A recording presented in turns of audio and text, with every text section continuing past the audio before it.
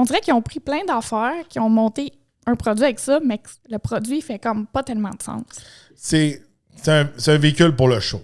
Moi, je vais mettre ça simple. Là. C'est un véhicule pour le show. C'est un véhicule que t'es un Alfa Romeo, tu dis c'est sport. Comment je veux dire? C'est comme une fausse montre avec plein de diamants dessus. Là. Ouais. C'est comme une grosse chaîne de rapper. Tant qu'à moi, c'est ça que c'est. Ouais. C'est avoir le badge.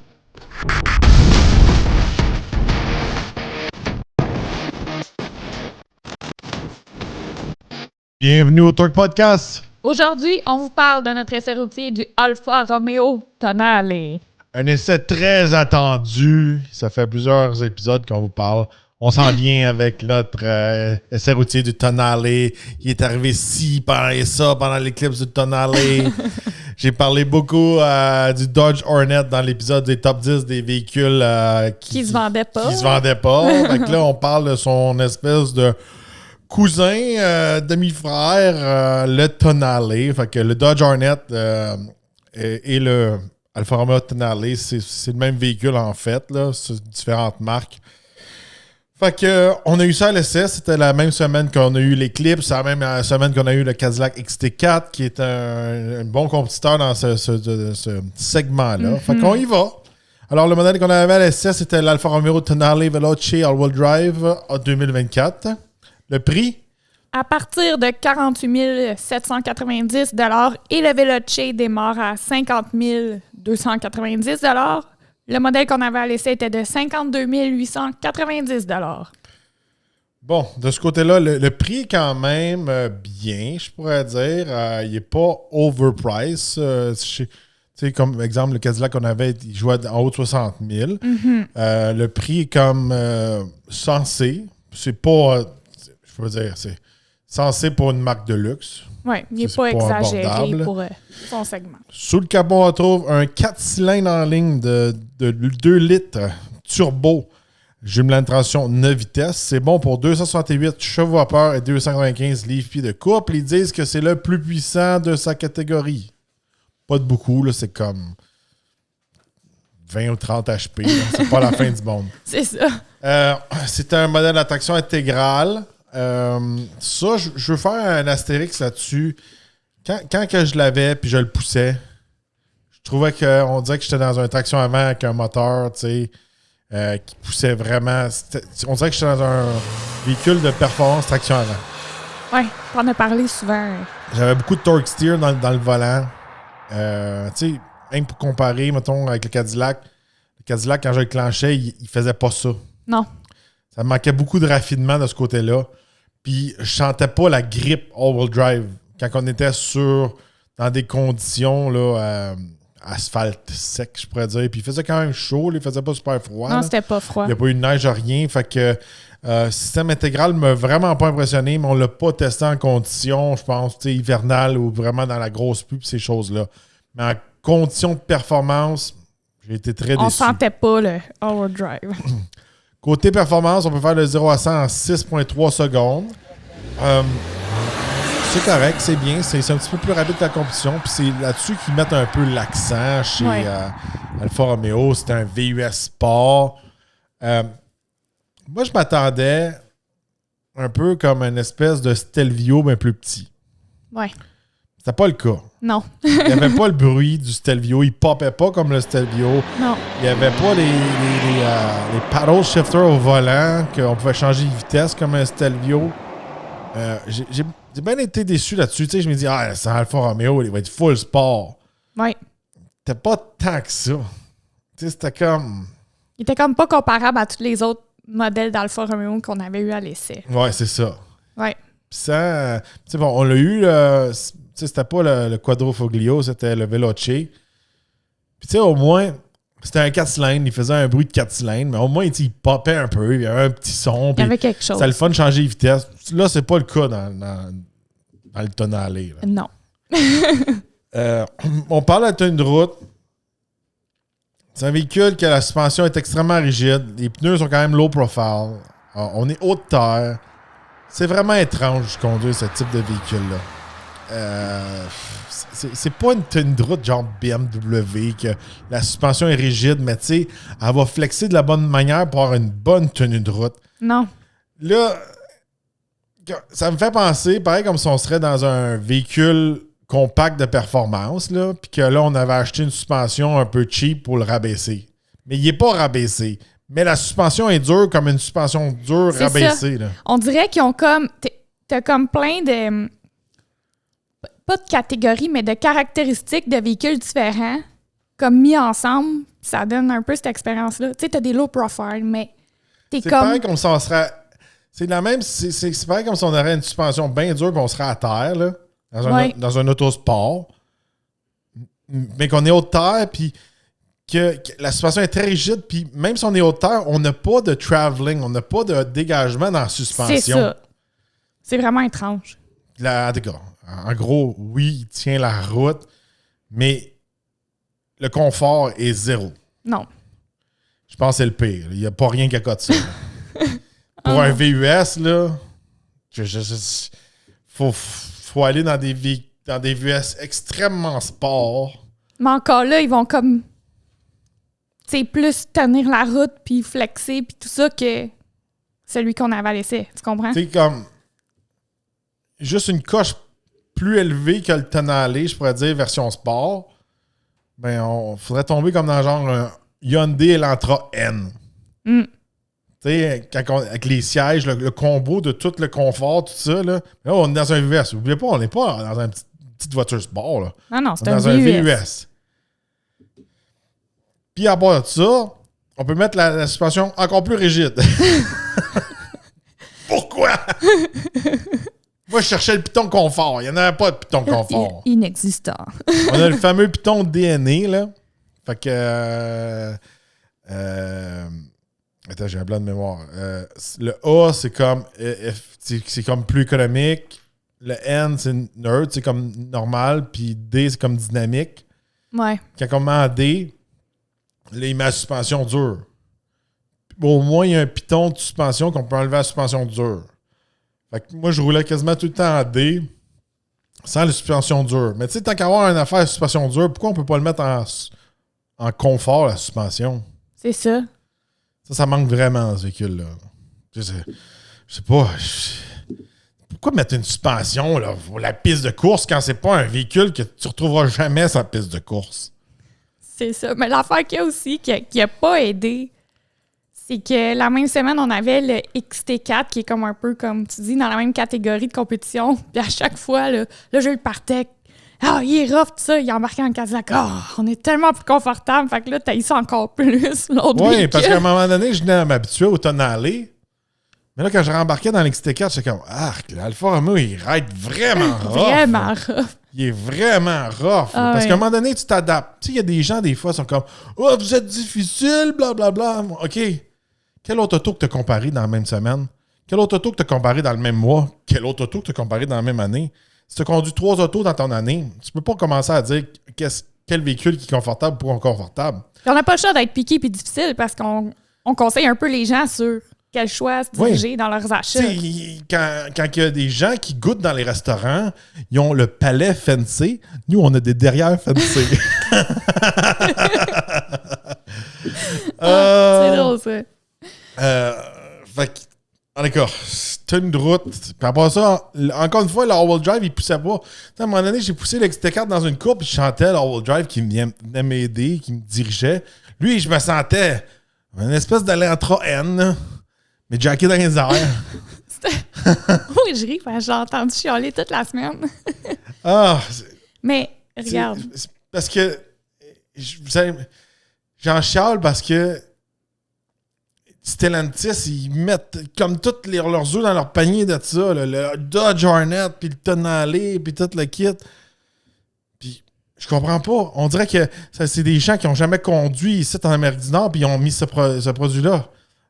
Regardez, on passe au style. Il y a un beau style. J'adore les roues, sont super belles. On dirait quasiment une roue d'une Lamborghini. On le voit, il est sur low profile, c'est Pirelli, tout le kit. Ah non, le style est super, là. Le devant, il faut aimer ça. Il faut aimer le devant Alfa Romeo. Tu sais, quand je l'ai montré à mon père, il m'a dit, c'est laid. On dirait qu'il y a comme un nez de cochon. C'est vrai. Moi, je l'ai trouvé quand même beau, puis je l'ai vu en la carrosserie en couleur vert, puis il était écœurant, pour vrai. Puis il y a des gens aussi qui nous ont croisés. Il y en a qui te l'ont dit, gars, le vert, il est là. Vraiment beau. Ouais, celui-là, c'était un PHEV. Non, mais tu sais, je veux juste dire la Vu que couleur, t'es il vert, est écœurant. Là. Mais, tu sais, il y a des gens qui l'ont vu, ils ont dit, oh mon Dieu, ton véhicule est vraiment beau, il doit coûter quasiment 200 000 c'est un Alfa Romeo. Tu sais, les gens, le look est là, les gens sont badge comme... est bien important. Il a l'air de coûter cher, il a l'air fantastique, tu sais, côté look, c'est correct. Avec Mais un le château reste, en arrière, c'est pas si pire, là. Ah, c'est ça. Non, mais regarde, là, tu vois où ce qui est photographié, là? Une espèce de petit chemin sinueux sur le bord de la mer en Europe. Oui, c'est fait pour ça. Ouais. Mais nous, là, c'est pas ça ici. Les chemins sont larges avec plein de trous dedans. Ouais. Quand tu pognes un nid de poule, là, tac! C'est comme boum dans ta roue de Lamborghini. Là. Non, tu, c'est tu- ça. tu le sais, mais pas à peu près. Là. Ah, d'accord, c'est. Tu sais, comment je veux dire? Si je veux me faire brasser, je vais m'acheter un char sport, je vais pas m'acheter un VUS. C'est quoi ça? Je comprends pas ça. Si tu me dis, encore une fois, je te donne cet exemple-là. Ah, ben là, t'es à l'intérieur d'un BMW X3M. OK, je comprends que la suspension est hardcore parce que le truck, il est hardcore. Il est capable de compétitionner. J'ai vu un gars qui était sur la track, un bon pilote, là. Ouais. Puis il dépassait plein de Porsche avec son BMW X3M. Je le sais, c'était une bombe. Oh, mais ça fait du sens.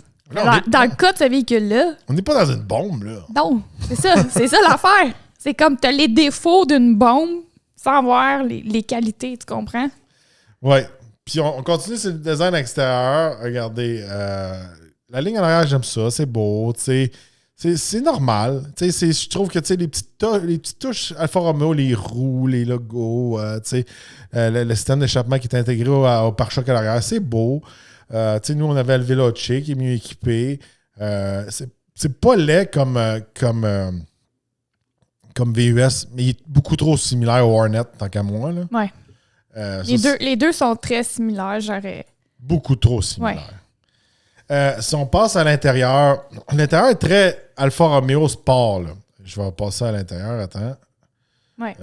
Ça, on l'a pas, là, le Tributo, je sais pas trop quoi. Là. Ça, c'est vraiment une version italienne. Il est pas hot de même. Non, c'est ça. On passe à l'intérieur, je vais chialer, mais tu sais, il monte un véhicule super hot. Regarde, lui, il y en a des paddle shifters. OK? Fait qu'en Europe, il y a comme une version de Tributo ou je sais pas trop quoi qui a des paddle shifters. Ouais. Nous, on a la version cassée, pas les paddle shifters. C'est parce que, je suis désolé, mais Alfa Romeo, ils fournissent pas grand-chose. Des fois, on fait des recherches souvent avant les podcasts, puis on cherche des vidéos, des images, mais là... Les images que vous voyez par-dessus les vidéos, c'est des trucs qu'on rajoute par après, qu'on rajoute quand on monte le podcast. Là. Mm-hmm. Ça ressemble... Encore là, il y a les paddle shifters. Ça ressemble gros à ça à l'intérieur. Regardez. Il y a le bouton pour starter sur le volant. Ça fait très sport, ça fait très italien, ça fait Ferrari. Mm-hmm. On a les cadrans tout digital. Je vais parler de l'écran. L'écran, tant qu'à moi, est vraiment trop petite. Minuscule. Puis les pitons sont vraiment trop petits. Là, Jules prenait son gros doigt, puis il pesait sur 8 pitons en même temps. Et même moi, j'avais de la difficulté à peser sur un bouton. C'est plus facile si vous avez votre téléphone accroché à votre windshield, là, puis de peser sur vos applications sur votre téléphone, surtout si vous avez un gros téléphone comme moi, tu sais, j'ai un iPhone Max, là, tu sais. Ouais. Puis je l'ai filmé, là. Mon iPhone à côté de l'écran. Puis mon iPhone est aussi gros que l'écran. Puis Puis les pitons sont petits, puis ils laguent. oui. Je trouve ça horrible. Puis tu sais, ils utilisent le système Uconnect. C'est un système que je suis super habitué. C'est le même système que dans le RAM. Oui. Mais il a tellement mal dans celui-là. Là. Je sais pas quoi. Jules, il n'y avait aucun C'est- pardon. C'est la sauce italienne. Là. Je sais pas qu'est-ce qui se passait. Là. Oh. Mais tu sais, je pense que même les applications dans notre cellulaire étaient plus grosses que les applications comme rendues dans l'écran. Tu sais, quand on branchait notre téléphone, là, Ouais. juste donner une idée comment que c'était petit dans l'écran. Là. Donc là, on avait une place pour charger notre téléphone sans fil. On a Android Auto, Apple CarPlay sans fil. Mm-hmm. On a le fameux bouton que je parlais tantôt, DNA, le DNA. Tout ça, c'était bien. On a un bouton pour le volume ici. Ça fait... Mais là, on voit l'écran. Puis, tu sais, il y a tellement de place pour mettre une plus grosse écran. Je comprends pas pourquoi il met un petit écran à gosse de même. Ça prend des petits doigts italiens. Non. Que ton bout de doigt, c'est gros comme un spaghetti. C'est le recyclage. Attends. C'est le recyclage de l'écran côté passager du nouveau RAM. Ouais, ça ressemble à ça, sans faire. Ça ressemble à ça. Ça ressemble à un petit écran. C'est tout petit. Les détails sont beaux. Encore là, je sais, on regarde des je vais vous mettre les vraies images là, par après quand on monte. Il n'est pas tout en suède de même. Là. Il était noir, bien basic en dedans. Là. Hey, ça, c'est drôle. Là, je vais vous montrer l'intérieur. J'ai pas aimé ça. Il montre un intérieur super hot. Oui, super hot. On l'a pas, celui-là. C'est pas celui-là qu'on a eu à l'essai. Les sièges étaient corrects. Ils ont beaucoup de sport. Sont sport. Ils sont pas inconfortables, mais c'est pas les plus confortables. Non. Je pourrais dire de ce côté-là. La place à l'arrière, c'était correct. C'était pas le véhicule le plus spacieux. La valise, la grosseur de la valise et tout, c'est correct. Qu'est-ce que t'en pensais, toi? Écoute, tout c'est était... sûr, toi, tu chiales moins parce que toute la semaine, tu conduisais le XT4. Ah, le XT4 était fantastique. Elle a beaucoup plus testé le XT4 que le Tonale. Non, écoute, j'ai pas trippé quand je l'ai conduit, le Tonale. C'est sûr, tu peux pas le comparer. Tu sais, le XT4, c'est tellement... Tu sais, un produit qui ont upgradé, qui est tellement rendu wow que versus ça, mais... Non, ils sont égales, là. Puis il n'y a pas ça, le Tonale est un petit peu moins cher. On peut avoir un Cadillac du même prix, là, mais... Écoute, c'est pas comparable. Tu sais, oui, le look est beau, tu sais, il faut vraiment que tu veuilles quelque chose de spécial que les autres n'auront pas. Faut que tu aimes le badge Alfa Romeo. Ouais, puis qu'est-ce que j'aime pas, comme tu as dit, il est comme pareil au Hornet, puis les Hornet, ils se vendent pas pantoute, là. Tonale non plus, ils se vendent pas. Non plus, mais c'est juste quand ils en produisent moins. C'est sûr. Nous, l'intérieur, ça ressemblait à ça. Pas mal moins cool. L'intérieur était tout noir. C'est quelque chose que j'ai remarqué en le montant. On parle de véhicule de luxe. Là. Il y avait juste... J'ai rien à dire. C'est beau, l'intérieur noir. J'aime ça noir. Mais il n'y a pas le choix qu'on a chez Cadillac. Non. Chez Cadillac, on avait, mettons, un toit panoramique, on avait plusieurs choix de cuir, ces affaires-là. Tu sais, pour une marque comme Alfa Romeo, c'est quelque chose que je m'attendais d'avoir des super couleurs, des super intérieurs, tu sais, tout ça. C'est pas le cas pantoute. Non. Fait que l'intérieur est cool, mais comment je peux dire? C'est tellement... pas personnalisable. C'est tellement pas un bon produit adapté pour notre marché. Ouais. Il faut vraiment vouloir le badge Alfa Romeo. Puis, je ne sais pas si chez Stellantis, ils acceptent les Alfa Romeo dans un Chrysler normal. On se demandait ça l'autre fois, c'est vrai. Parce que nous, ce qu'on vit, là, le premier Alfa Romeo est à 1 heure de route d'ici. Là. Ouais. Facilement. Là. Puis moi, je ne ferais pas faire des changements d'huile à 1 heure de route d'ici pour aller dans un Alfa Romeo, là.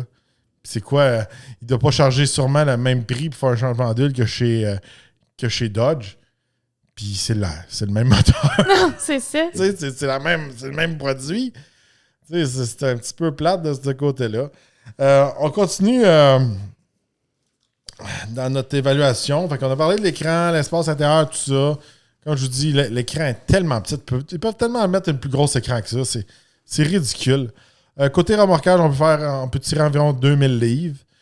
Côté consommation d'essence, ils disent en moyenne, du manufacturier, on peut faire du 9,8 litres au 100 km. Durant mes tests, c'était pas ça pendant tout. Là, on faisait facilement du 11,5. Ouais. Ça commence à être gros. 11,5, 12 dans un VUS sous-compact de luxe, c'est lourd. Oui, il y a vocation... sport, mais c'est plate que je choisis de vous dire. Là, pis ça marche pas. C'est pas une bombe, là. Non. C'est pas une affaire qui pète de l'exhaust, comme je disais, puis tu peux changer les vitesses. Peut-être la version en Italie, là, Trofeo, je sais pas trop quoi, là, comment ils appellent ça. Là. Peut-être qu'elle est plus performante. Ouais, peut-être qu'elle est cool, là. En tout cas, l'intérieur a l'air plus cool. C'est ça. Mais de ce côté-là, c'est pas impressionnant. Il y a une version PHEV, il ne faut pas le négliger de ce côté-là. On peut faire environ du 8 litres au 100 km plus 50 km électrique environ. Fait que c'est sûr et certain que tout dépendant de notre déplacement, on peut descendre ça peut-être dans du 3 ou 4 litres au 100 km dans un rayon de 50 km ou moins que ça. Ouais. Ça reste une technologie genre Jeep 4XE. Là-dedans, c'est sûr et certain que ça doit mieux performer parce que c'est pas comme un Jeep à traîner. Tout ça, ouais. Mais là, comment je veux dire? On tombe dans un VUS Sport avec un moteur hybride dedans. C'est ça, je veux dire. On dirait qu'ils ont raboudiné plein de morceaux puis de choses. Tu sais, t'as des low profile, mais on dirait que t'es écrasé, mais t'es haute terre. C'est vraiment étrange comme feeling puis difficile à expliquer. Là, ils mettent ça super sport, mais là, t'as comme pas de paddle shifter. Mais là, tu peux l'avoir hybride, mais tu comprends ce que je veux dire? On dirait qu'ils ont pris plein d'affaires, qu'ils ont monté un produit avec ça, mais que le produit fait comme pas tellement de sens. C'est un véhicule pour le show. Moi, je vais mettre ça simple. Là. C'est un véhicule pour le show. C'est un véhicule que t'es un Alfa Romeo, tu dis « Ah, c'est sport ». Comment je veux dire? C'est comme une fausse montre avec plein de diamants dessus. Là. Ouais. C'est comme une grosse chaîne de rapper. Tant qu'à moi, c'est ça que c'est. Là. Ouais. C'est avoir le badge. Puis, moi qui interagis des fois avec des gens qui sont pas très connaissants en automobile, comme tu dis, j'ai quelqu'un qui me dit « Oh my God, t'es un Alfa Romeo, ça doit coûter 200 000 ». Puis j'étais comme « Vraiment pas. C'est genre la nouvelle néon déguisée. Là. C'est ça. Je veux pas casser la magie. La magie de tout le monde, mais si vous nous écoutez, vous nous suivez à toutes les semaines, vous savez comment on dit la vérité et ces choses-là. Je voulais revenir un peu sur le Dodge Hornet. Regardez, j'en ai parlé dans un autre épisode, puis si vous n'avez pas vu cet épisode-là, ça vaut à peine. C'est le top 10 des véhicules qui se vendent pas et qui a le plus en inventaire. Aux États-Unis, il y a 15 000 unités à vendre du Dodge Hornet. Présentement, selon moi, le Dodge Hornet, c'est un des plus gros flops qu'il n'y a pas. Ouais. J'ai inclus le Tonale là-dedans. Personne n'en achète, personne n'en veut. Il y a une raison pour. C'est cher. Ça ride dur. C'est pas économique. C'est pas le plus pratique. C'est juste pour le show. Puis à un moment donné, juste pour le show, ben, dans l'économie qu'on est présentement, ça passe pas bien. Puis regarde, même le Tonale fait plus de sens que le fameux Dodge Hornet. Ouais. Parce que si on regarde un Alfa Romeo Tonale Sprint à all drive, il part à 48 790 $. Si on va chez Dodge, il part à 40 000. Puis je pense qu'il n'est pas all drive. Fait que le problème du Hornet, c'est que, selon moi, ils ont fait le Alfa Romeo Tonale avant, puis ils ont essayé de faire un Dodge avec ça. Ils ont downgradé un produit de luxe avec un autre badge. D'habitude, on ne fait jamais ça. Ça peut faire un bon produit, mais ça fait tout le temps un produit qui est overpriced. Ouais. Fait que, un autre produit qui me fait penser à ça, qu'on a eu dans le passé. Le Blazer. Le Blazer. Ouais. Ils ont fait le Cadillac XT5 avant de faire le Blazer. Blazer, extrêmement un bon produit. Ça va super bien, un Blazer. Mais pourquoi il ne se vendait pas? C'est parce qu'il était trop cher. Parce qu'il y avait trop de Cadillac dans lui. Oui. Souvent, c'est plus facile. Ça fait des bons produits. Mais en bout de ligne, si tu ne le vends pas, c'est beau que tu aies un super produit. S'il ne se vend pas, il est pas, à long terme, il va pas durer. C'est ça. Dodge Hornet, il y a trop d'Alfa Romeo dans le Dodge Hornet. On ne l'a pas conduit. Puis regardez. Il vient juste de sortir, il est flambant neuf. Hey, des super taux de financement et tout le kit. Il est trop cher. Il y a eu quelque chose avec ce produit-là parce que, tu sais, il était même pas non plus ses flottes de presse. Personne n'a comme pu y toucher. Tu sais, le Jules avec ses super questions qui se posent pas. Pourquoi vous en vendez pas puis on peut pas le tester? Personne répond. Non, mais tu sais, il est arrivé quelque chose avec ce produit-là. On dirait qu'ils ont pensé que c'était comme la prochaine grosse affaire, puis ça l'a comme pas pogné. Puis, tu sais, il y a même de nos abonnés qui nous ont écrit suite à l'épisode que tu as fait sur les véhicules qui se vendent pas, puis ils disaient, tu sais, je m'en vais pour m'acheter un Jeep, puis ils essayaient de me vendre un Hornet. Ouais. Tu sais, ils essayent de passer. Il vient à all drive, le GT, là, puis le GT+, là. Tu sais, le GT+, on tombe dans le même prix que le Alfa Romeo. À 49 000. Ça, là, moi, là, je vous dis, là, je suis convaincu, là, j'ai rien de confirmé là-dessus. Ça, c'est des décisions qui ont été prises en Europe, qui pensent qu'ils savent c'est quoi le marché en Amérique du Nord.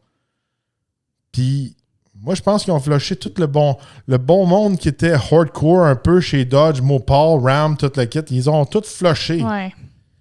Tu sais, les 400 employés qui ont flushé, puis ils continuent à en flusher, là, puis ils flushent quasiment tout en Amérique du Nord.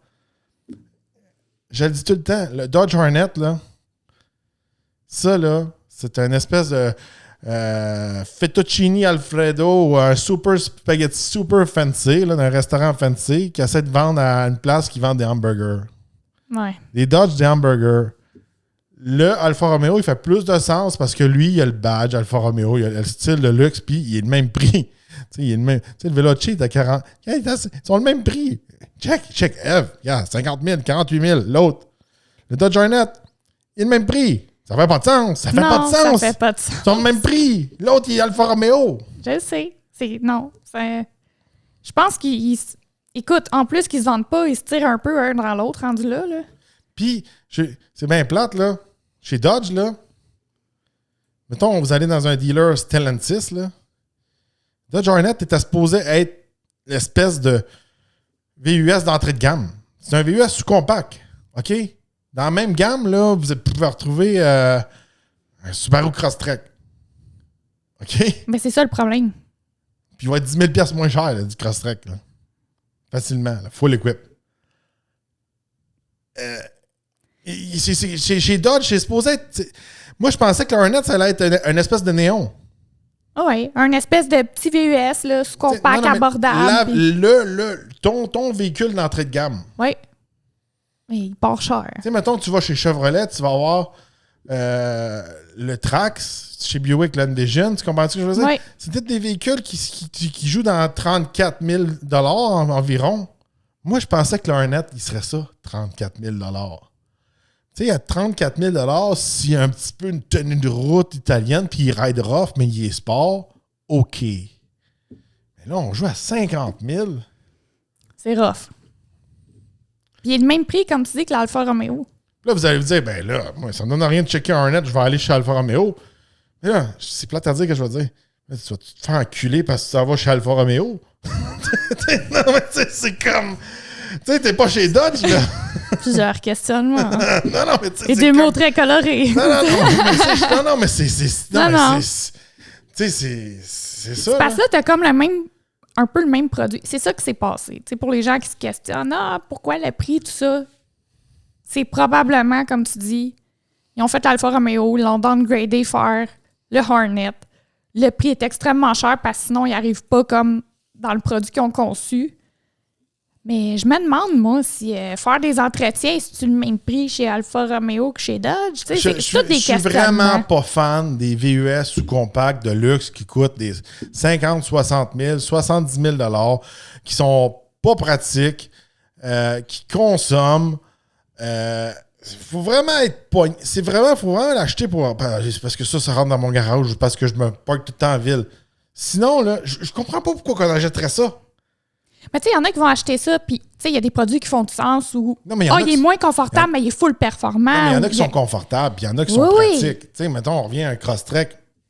Là, t'as un vrai all-wheel drive, t'as beaucoup de valeur pour qu'est-ce que tu achètes. Il est pratique, en dedans, il est bien fait, tout ça. Tu prends un nid de poule, t'es pas stressé. Il est pas si dur que ça. Tu sais, tout le monde dit chiale tout le temps. Ah, Subaru, ça prend gros du gaz. Ouais, je pense que ça prend moins de gaz qu'un Hornet ou un Tenale. Ouais. Moi, je pense que c'est comme tout ça un peu qui a fait que les gens ont fait ouais. Alors, dites-nous dans les commentaires, est-ce que vous êtes fan du Alfa Romeo Tonale et du Dodge Hornet ou vous êtes comme nous, puis point d'interrogation. Comme nous et comme des milliers de personnes qui n'en achètent pas, puis que c'est pour ça qu'il y en a 15 000 unités aux États-Unis en inventaire. Il y a une raison pour. Oui. Dites-nous votre avis dans les commentaires. N'oubliez pas de liker et partager la vidéo et on se retrouve dans un prochain podcast.